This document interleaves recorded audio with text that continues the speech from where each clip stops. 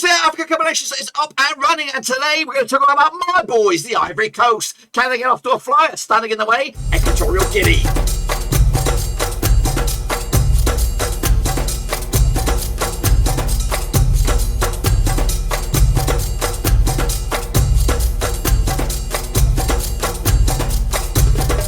Right, folks, back once again with another 5-minute preview. Looking forward to another encounter over in Group E, and we'll get to that in just 1 second. If you're new, where you've been, smash your subscribe and hit your bang up to all things AFCON related, Blabber Rose related, whoa, football related. We're going to all hear, boys, under one Rooski. That's right, the Ivory Coast, Côte d'Ivoire, of course, kicking off the campaign over in the AFCON. Of course, standing in the way, of course, the Equatorial Guinea Meisters. Who's going to open up the count with a big fat W? We'll have a look at it, all of it, in a minute. Of course, big shout out to my VRPs. They're the Patreons, guys. Thank you for your love. And, of course, a big shout out to Jay.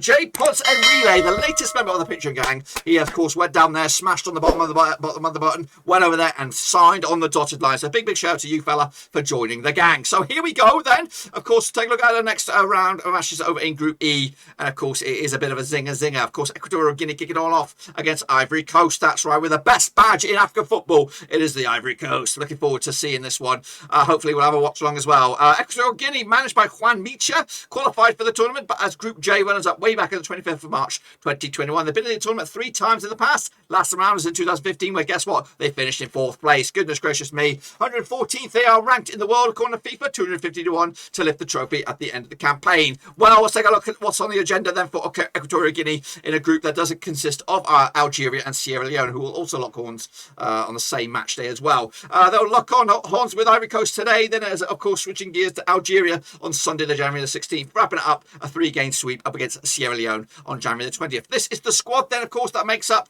Equatorial Guinea. We've got the likes of Jusu Owano, of course, one of the goalkeepers on the books there. We've got Marvin Ananoba, Alex Balboa, of course, in midfield.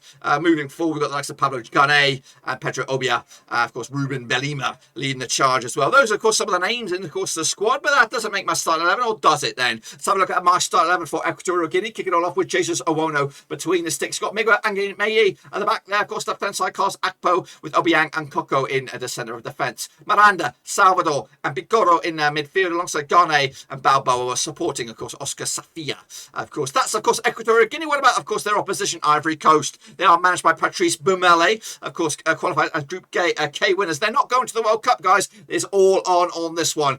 They sealed the deal way back on the 26th of March 2021. This will be the 24th appearance. They last them out in 2019. They've won it twice, back in 92 and 2015. 124th ranked according to FIFA, and of course 7-1 to lift the trophy at the end of the campaign. Of course, their matches, of course, will against Equatorial Guinea today. Then it is switching gears to Sierra Leone, and of course Sunday, January the 16th, wrapping up the 3-game sweep against Algeria on January the 20th. Well, let's take a look at the who's who that makes up the Ivory Coast and why I've gone all out on these guys as well. We've got Willy Bowley at the back, Maxel Cornet, a 6-fingered freakazoid from Burnley, Eric Bailly, Sergi Aurier. Oh my gosh, it's a bloody dream team. Jean-Michel Seri from Fulham, Pepe as well, Sebastian Heller, to name but a few, and I've only scraped the bloody surface. Jermaine Boga from Sausulio, Max Gradle as well, Wilfried Zaha amongst it as well. This is, of course, my starting 11. It is a very attacking looking one as well. Zangale between 6, Bay, Konsu and Willy Bolly at the back 3 there, Cornet on the left, Aurier on the right. Seri and Kessie make up the midfield 4. Goodness gracious me. Gradle, Pepe, Haller, and of course we've got a whole bunch of guys on the bench. That's why they're my tip for the title, going all the way.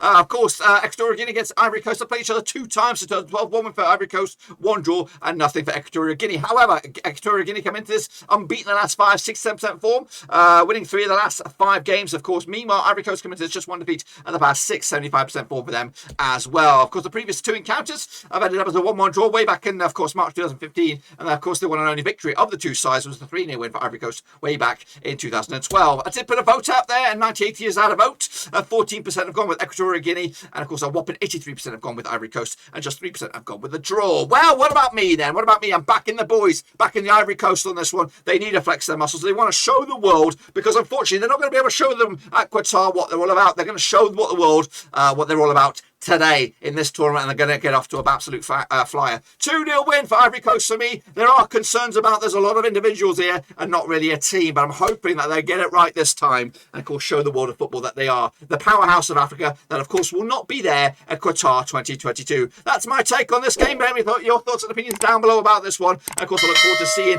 Ivory Coast live. Hopefully, I'll watch along for this one. I'm going to be rocking the shirt as well very, very soon. But until then, guys, smash the thumbs up, subscribe, check out the links down below. I'll see you soon for the next one. Until then, we're done.